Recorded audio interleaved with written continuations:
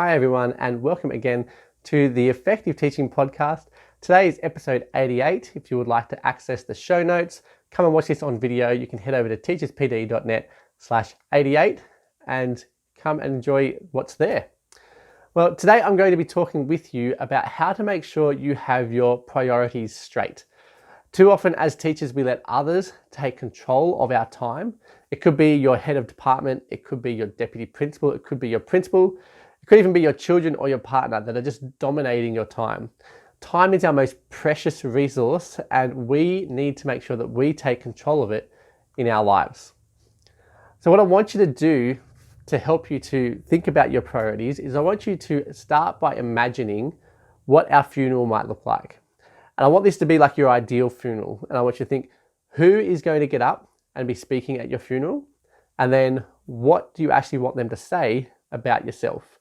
Because by thinking of those two things, you're going to identify the key people that you want to actually invest in your life, and the things that you want to invest into those people, or the things that you want to be known for about yourself, your characteristics and the actions that you took in your life. So I know what it's not for you, okay? It's not going to be your principal getting up and telling everyone what a hard worker you were, or a parent of one of your students saying how great you were at communication because you constantly answered every single email they sent, even though it was 20 emails a day that they sent. You were so good at getting back to them.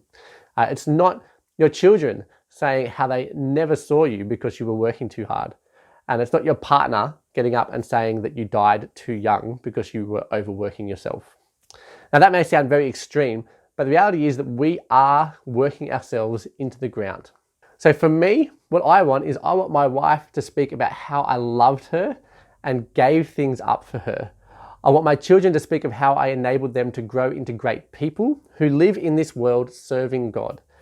I want teachers and students to speak of the impact that I had in their lives. And I want my friends to speak of how I always was available to help them and how I was constantly talking to them about the impact that Jesus can have in their life as well. But that's me, right? And I want you to think about your own funeral and who it is that you want to speak at your funeral and the kinds of things you want them to be saying about you. These are going to be your priorities. And now what you need to do is find a way to prioritize those in your life. You want to start prioritizing these people. The ones who you want to hear speaking at your funeral, they're the ones who should be the priorities in your life. And the things that they say about you, they're the types of things you should be investing in, the things about your character or the things that you're doing to help them to grow as people as well, or just by being there with them. No matter what that is, these become your priorities. And that should really start to be seen in your time management as well. And I'm not saying at all that you should quit your job and spend all your time with just those people, but it should be seen in your time, right? It should be seen in what you're actually investing your time into. So what should this mean as you come up with this? It should mean that you need to work more effectively so that you can achieve what you want at school, but still have a life outside of school. It should mean finding a way to spend more time with your loved ones. It should mean making other sacrifices in order to achieve the things that really matter to you.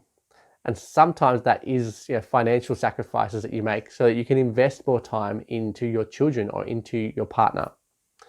It should also mean saying no to other people's requests for your time, because that time has actually already been allocated to something or someone that really matters to you. And by starting to do this, you'll actually start to get your life back. You won't allow school to dominate every aspect of your life. And there are really great ways to really make yourself more effective at work so you have more time at home. Personally, I am on a mission to help teachers to get their life back.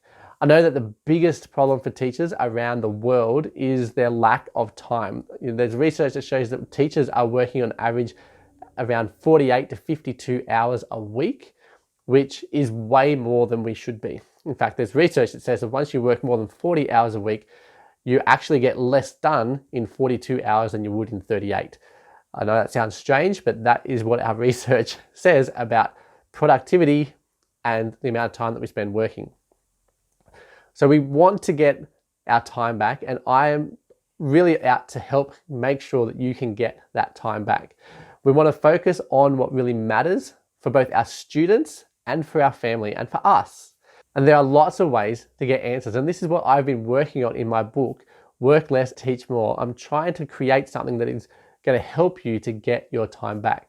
It's coming soon. I cannot wait to get it out to you and to help you to get your time back and live a life that you love while also being an effective teacher. So I want you to come and talk to me. If you have some ideas or opinions about this, how you can prioritize your time and get your life back, please come over to teacherspd.net/88 and leave me a comment there. If you liked the episode, please leave a review and make sure that you subscribe and come back next week. But right now, it is time to spend some time with the people that you value most. Give them a call, shoot them a text, organize to catch up with them as soon as possible. It's time to get our priorities right.